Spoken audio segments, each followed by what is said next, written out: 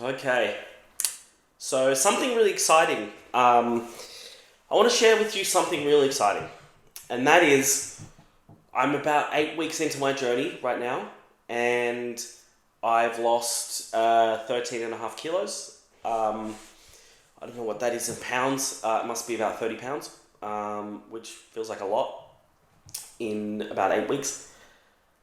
And you know what's really exciting when you start losing weight, especially in a shorter period of time, is I kept a lot of my old clothes. Um, some of them are not old. Some of them are new clothes that I never fit into, but I bought them hoping that I would at some point. Some of them are really nice clothes, shirts and pants and all kinds of stuff that I used to fit in a couple of years ago, in some cases several years ago, and then I didn't have the heart to throw them out, and so they're just sitting in my closet.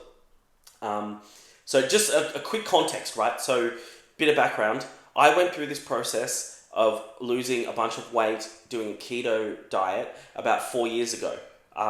It was during the middle of the pandemic in I think it was June of 2020. And I lost a bunch of weight. I was losing like 2.2 kilos a week consistently for almost 17 weeks. It was insane. I lost about 36 kilos, 80 pounds in total. And at that point, I had a whole new wardrobe. It was awesome. Then for the next 18 months after that, I continued to fuck up my diet completely, which is awesome. And I started to put a lot of that weight back on. Not all of it, but a significant amount of it. I think I probably put on easily 20 something kilos of that 36. So I went from prior to doing it the first time, I was 124 kilos. So I don't know what that is in pounds. It's about 2.2 times. I went from having a wardrobe that was I had a lot of stuff that I could wear, but it was all for a 124 kilo person. And then I dropped all this weight, and then I got a new wardrobe that matched that weight, and that was awesome. I was so proud of myself. And then as I started to put the weight on, all these options in my wardrobe started to drop off as the weight kind of came back on.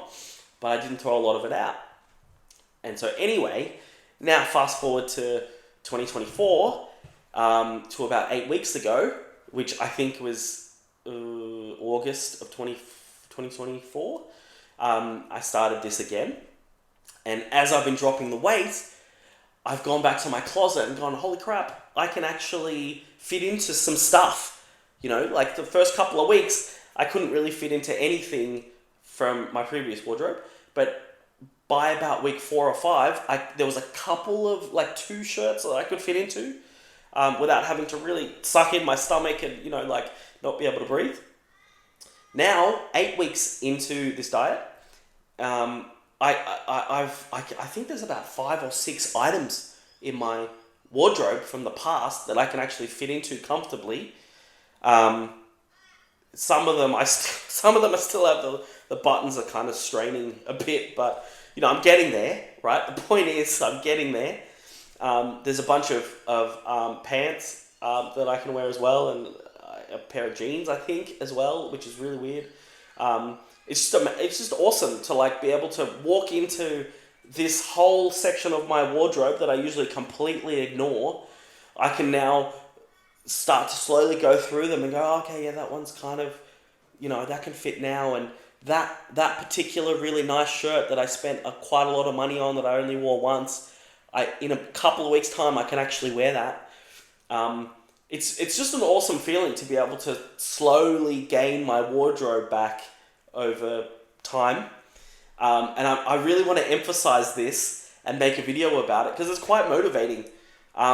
Those times when you feel like not sticking to the diet, it's one of those things that you can think about, and it might help you push past the cravings. It has for me every now and then, not always. I've thought about the extra parts in my wardrobe and then eaten what I shouldn't eat anyway, but more often than not, it does help. So I just wanted to put that on your radar. If you're going through this journey, if you're thinking about going through a weight loss journey, if you're just starting, just know that that is something that is in your future if you stick to it.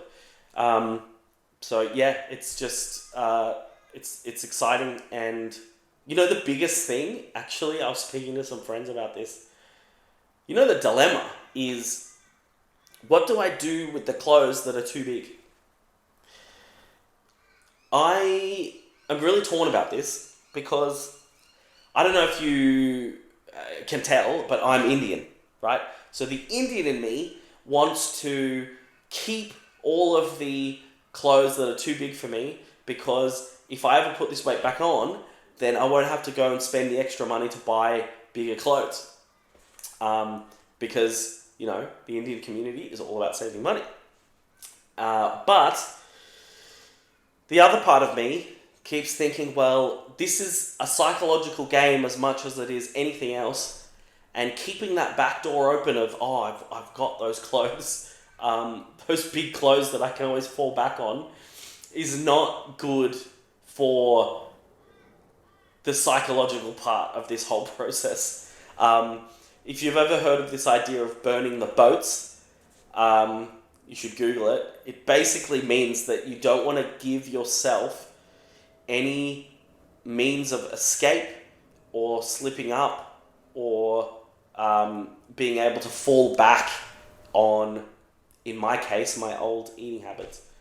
Now, some people might think that's a bit harsh, and you have to be loving of yourself and understanding of yourself, and that's true. Here's the thing though. I don't know if my parents dropped me on my head when I was a kid, or I've got some psychological issues, but that approach of like being understanding of myself doesn't mostly not work for me. It doesn't work for me.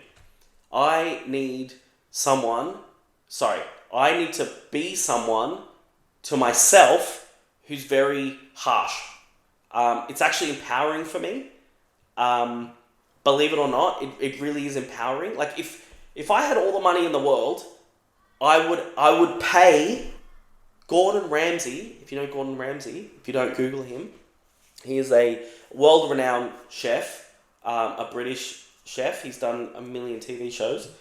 His whole persona on camera, anyway, is he wants perfection from his chefs and his kitchen, and he is not afraid to yell and scream at people and give harsh feedback to produce a particular result, you know, an amazing dish of food or whatever.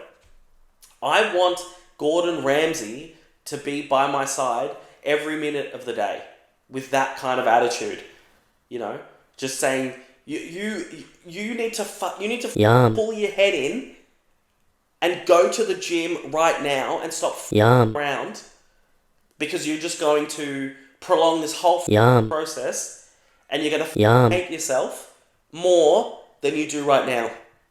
So just Yum. do it. I want that kind of coach, basically. Now, that isn't feasible. I mean, if Gordon, if you're watching, please reach out. We can organize something. I'm sure we can come to some sort of arrangement.